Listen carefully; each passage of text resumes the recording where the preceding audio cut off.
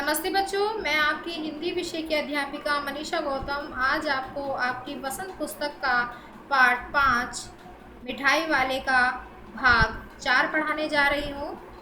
देखिए, इससे पहले हम 3 भाग इसके पढ़ चुके हैं और तीनों भागों में हमने समझा था कि एक पिता है जो अपने बच्चों के अटूट प्रेम से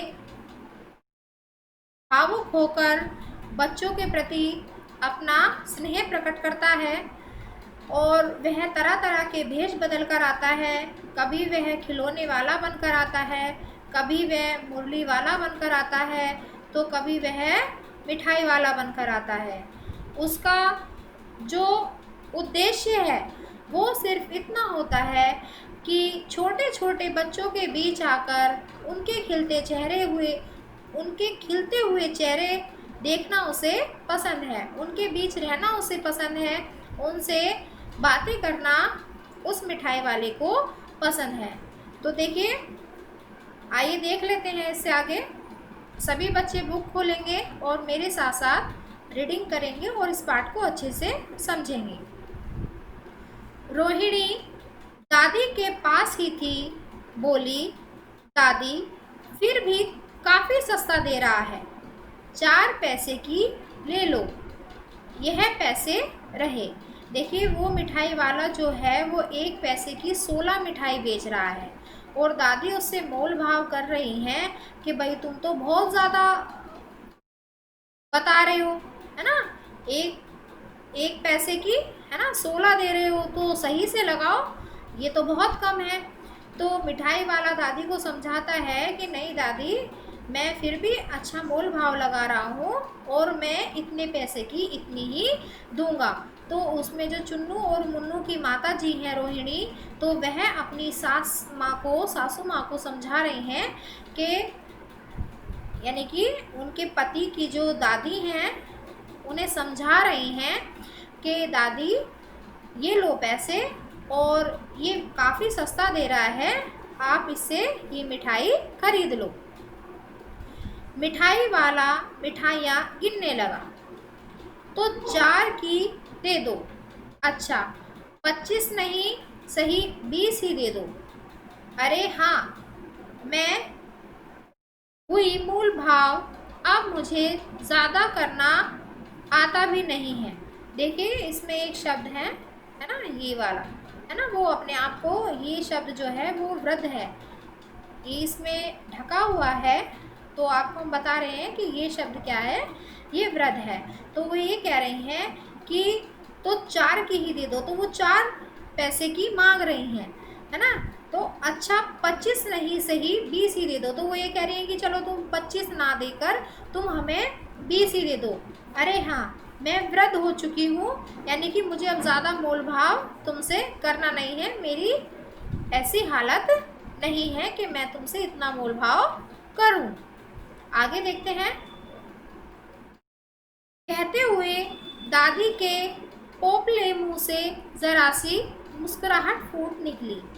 देखिए, जो दादी हैं वो काफ़ी वृद्ध हैं इसमें, और उनके दांत सारे टूट चुके हैं और उनका मुंह कैसा हो चुका है, पोपला हो चुका है, और उसी पोपले मुंह से वो क्या कर रही हैं, मुस्कुरा रही हैं। किसकी बातें सुनकर? मिठाई वाले की बातें सुनकर मुस्कुरा रही हैं, उससे मोल भाव कर कर मुस्कुरा रही हैं।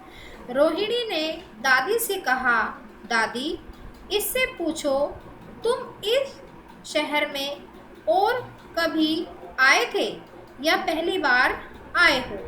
तो रोहिणी जो है, देखिए इसमें हमने बताया था आपको कि रोहिणी को पहले से ही इस मिठाई वाले पर शक था।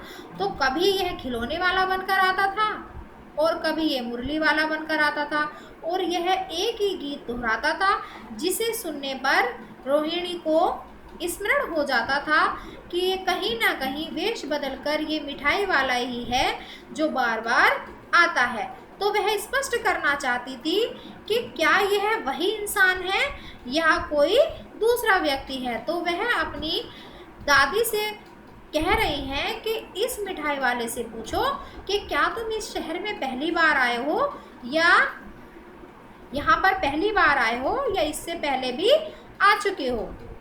यहाँ के निवासी तो तुम हो नहीं। तो वो ये कह रही हैं कि भाई यहाँ के तो तुम रहने वाले हो नहीं, तो हमें तुम ये बताओ कि क्या तुम यहाँ पर पहले भी आ चुके हो या आज पहली बार आए हो। दादी ने इस कथन को दोहराने की चेष्टा की ही थी कि मिठाई वाले ने उत्तर दिया, पहली बार नहीं और भी कई बार आ चुका हूँ। देखिए दादी जैसे ही उससे पूछने वाली थी, है ना, दोबारा पूछने वाली थी, तो तुरंत ही मिठाई वाले ने क्या कह दिया कि नहीं दादी, मैं पहली बार यहाँ पर नहीं आया हूँ, मैं इससे पहले भी यहाँ पर कई बार आ चुका हूँ। रोहिणी चिक की आड़ से ही बोली, पहले यही मिठाई बेचते हुए आए या और कोई चीज़ लेकर आए। देखिए रोहिणी जो है वह स्पष्ट करना चाहती है, भाई क्या तुम पहले से मिठाई बेचते हुए आए हो, पहले से मिठाई बेचते थे या फिर कोई और चीज़ बेचा करते थे। मिठाई वाला हर्ष, संशय और विस्मय आदि भावों में डूबकर बोला, है ना, वो क्या है, वो भावुक हो चुका है, वो दुखी मन से, है ना, भावों में डूबकर बोल रहा है।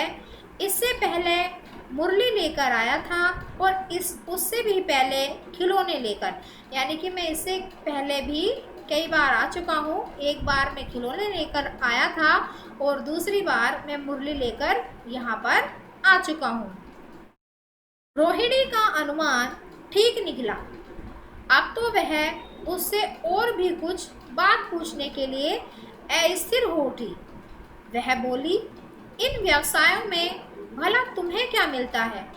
भाई जब रोहिणी को ये पता चल गया कि ये जो मिठाई वाला है ये 2 बार पहले भी आ चुका है, एक बार खिलौने वाला बनकर आ चुका है, एक बार मुरली वाला बनकर आ चुका है, ये बार बार जो अपने रूप बदल कर आता है, बार बार जो भेष बदल कर आता है, आखिर इसके पीछे इसका उद्देश्य क्या है, तो वह जानने के लिए इच्छुक है और मिठाई वाले से बहुत कुछ पूछना भी चाहती है।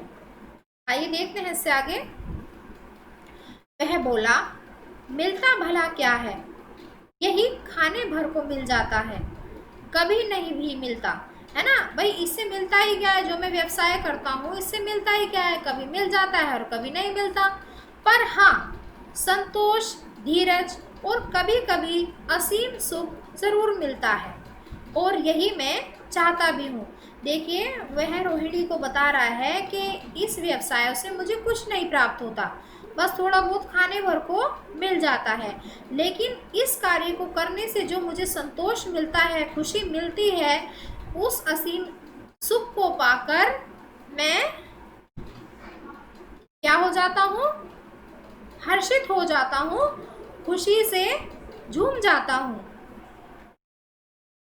अब रोहिणी देखिए क्या पूछ रही है इसमें, सुख कैसे, वह भी बताओ, है ना। तो वो पूछ रही है भाई इसमें तुम्हें क्या सुख मिलता है ना, और किस तरह का सुख मिलता है, तो वह हम जानना चाहते हैं, तुम हमें बताओ। तो आइए देखते हैं। अब व्यर्थ उन बातों की क्यों चर्चा करूं, उन्हें आप जाने ही दे, उन बातों को सुनकर आपको दुख ही होगा। देखिए मिठाई वाला जो है वो रोहिणी को समझा रहा है कि अब मैं पहले की बात को याद करना नहीं चाहता और मैं उन बातों को, वो बातें मेरे लिए व्यर्थ हो चुकी हैं, मैं उनकी चर्चा करना नहीं चाहता। अगर मैं आपको अपने मन का दुख बता दूंगा, अपनी बातें बता दूंगा, तो उससे आपको भी दुख होगा। अब इससे आगे देखते हैं। जब इतना बताया है तब और भी बता दो। तो रोहिणी कह रही है भाई जब तुम इतना हमें बता चुके कि तुम ये व्यवसाय करने क्यों करते हो और इससे तुम्हें क्या मिलता है, तो तुम इससे आगे की बात भी हमें बता दो। मैं बहुत उत्सुक हूँ, यानी कि मैं तुम्हारी कहानी जानने के लिए बहुत ही उत्सुक हूँ, मुझे तुम्हारी कहानी जाननी है। आखिर तुम्हारी कहानी है क्या, क्यों तुम ये व्यवसाय करते हो, क्यों तुम ये भेष बदल बदल कर आते हो और क्यों बच्चों को इतने सस्ते सामान दे जाते हो। तुम्हारा खर्च न होगा, मिठाई मैं और भी ले लूँगी। देखिए वो ये कह रही है कि तुम्हारा मैं नुकसान नहीं होने दूंगी, है ना। तुम जहाँ जगह जगह जाकर ये मिठाइयाँ बेचते, है ना, तो तुम यहाँ भी मुझे दे के जा सकते हो, मैं तुम्हारा नुकसान नहीं होने दूंगी, लेकिन मैं तुम्हारी कहानी आज जानकर ही रहूंगी। आगे देखते हैं। जैसे सोने के सजीव खिलौने, उनकी अटखेलियों के मारे घर में कोलाहल मचा रहता था। समय की गति, विधाता की लीला, अब कोई नहीं है। देखिए, जो इसमें मिठाई वाला है उसके इसमें 2 बच्चे होते हैं, पत्नी होती है, तो वह अपनी पत्नी और बच्चों के बारे में किसको बता रहा है? रोहिणी को बता रहा है। और दादी भी वहीं बैठी है कि पहले मेरी बीवी भी थी, मेरे बच्चे भी थे, लेकिन विधाता की लीला तो देखो कि समय की गति के साथ साथ सब कुछ बदल गया है, अब मेरे पास कुछ नहीं है। दादी प्राण निकाले ही नहीं निकले, इसीलिए अपने उन बच्चों की खोज में निकला हूँ। देखिए, उसमें क्या है इस कहानी में जो मिठाई वाला है उसके बीवी बच्चे मृत्यु को प्राप्त हो जाते हैं, यानी कि मर जाते हैं, तो वह उन बच्चों के प्यार के लिए जगह जगह घूमकर दूसरे बच्चों में अपने बच्चों को खोजता है। तो वही वह कहानी अपनी बता रहा है, किसको?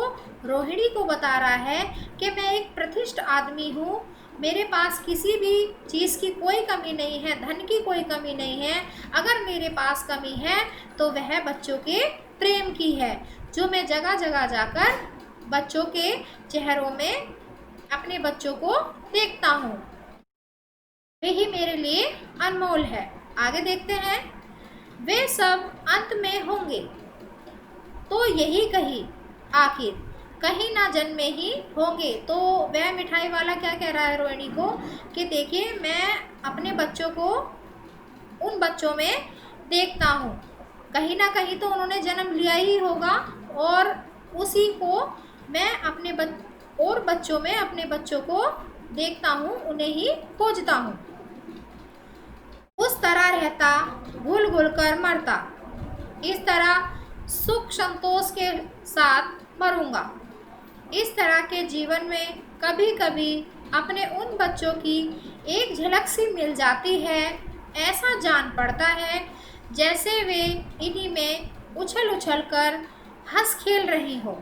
देखिए, वह मिठाई वाला क्या है, वह ये बता रहा है कि मुझे ये व्यवसाय करना इसलिए पसंद है कि मैं जगह जगह जाता हूँ और जहाँ भी जाता हूँ वहाँ मुझे बच्चे दिखाई देते हैं, और बच्चों का खुशी से भरा हुआ चेहरा मुझे पसंद है। उन बच्चों में मैं अपने बच्चों को खोजता हूँ, ढूंढता रहता हूँ। पैसों की कमी थोड़े ही है, आपकी दया से पैसे तो काफ़ी हैं, जो नहीं है इस तरह उसी को पा जाता हूँ। देखिए, वो बता रहा है मिठाई वाला कि मेरे पास पैसे की कोई भी कमी नहीं है, अगर मेरे पास कमी है तो वह बच्चों के प्यार की है, जिसे मैं जगह जगह जाकर खोजता रहता हूँ। रोहिणी ने अब मिठाई वाले की ओर देखा, उसकी आंखें आंसुओं से तर हैं। इसी समय चुन्नू मुन्नू आ गए, रोहिणी से लिपटकर उसका आंचल पकड़कर बोले, अम्मा मिठाई।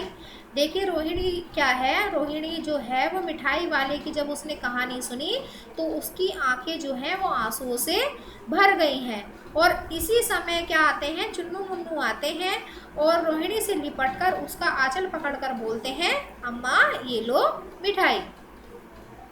कभी दोनों बच्चे कहते हैं मुझसे लो, है ना, कभी दूसरा बच्चा कहता है मुझसे लो। ये कहकर तत्काल कांच की 2 पुड़िया मिठाइयों से भरी मिठाई वाले ने चुन्नू मुन्नू को दे दी। देखिए, मिठाई वाले ने अपनी पूरी कहानी रोहिणी को बता दी है, और उसके बाद वह क्या है, तुरंत 2 पुड़िया कागज की लेता है और चुन्नू मुन्नू को दे देता है। रोहिणी ने भीतर से पैसे फेंक दिए। मिठाई वाले ने पेटी उठाई और कहा, अब इस बार ये पैसे न लूँगा, है ना, जो वो बच्चों को मिठाई दे रहा है तो उसके वो क्या है, रोहिणी से पैसे नहीं लेना चाहता, और वह पैसे लेने से मना कर रहा है। दादी बोली, अरे अरे, नैना अपने पैसे लिए जा भाई, है ना, कि नहीं नहीं तुम अपने पैसे लेके जाओ, है ना, हमें तुम्हारे पैसे नहीं रखने, ऐसा दादी बोल रही हैं। तब तक आगे फिर सुनाई पड़ा उसी प्रकार मादक मृदुल स्वर में बच्चों को बहलाने वाला मिठाई वाला। देखिए इसमें क्या है, वह मिठाई वाला अंत में क्या करता है, कागज़ की 2 पुड़िया बनाता है मिठाई की, और चुन्नू मुन्नू को देकर वह आगे की ओर बढ़ने लगता है। उसी दौरान क्या होता है कि रोहिणी अंदर से पैसे उसे दे देती है, लेकिन वह मिठाई वाला उन पैसों को लेना नहीं चाहता है। दादी के कहने पर भी वह मिठाई वाला पैसों को नहीं लेता है और वह आगे बढ़ता हुआ चला जाता है और उसी स्वर में गाता हुआ जाता है जिस स्वर में वह गीत गाया करता था, जिस स्वर में वह अपने सामान को बेचा करता था, यानी कि बच्चों को बहलाने वाला मिठाई वाला। देखिए बच्चों, ये कहानी हमारी यहीं समाप्त होती है। अब आप सभी बच्चे इस कहानी को अच्छे से पढ़ेंगे। कितनी बार? 2 बार, है ना। 2 बार आपको इस कहानी की अच्छे से रीडिंग लगानी है, इसको अच्छे से समझना है। हम आशा तो करते हैं कि मतलब आपकी समझ में ये अच्छे से आ गई होगी। ठीक है बच्चों,